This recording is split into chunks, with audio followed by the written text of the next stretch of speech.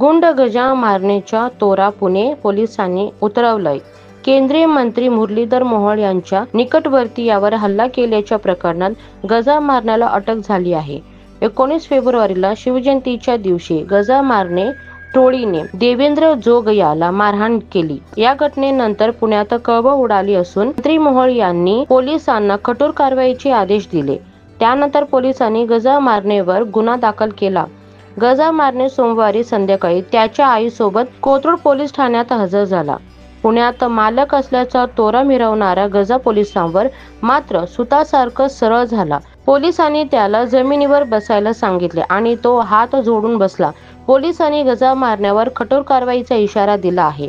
या प्रकरणात 27 आरोपींवर कारवाईची प्रक्रिया सुरू असून मोकानुसार MCOCA गुन्हा दाखल करण्याची शक्यता आहे।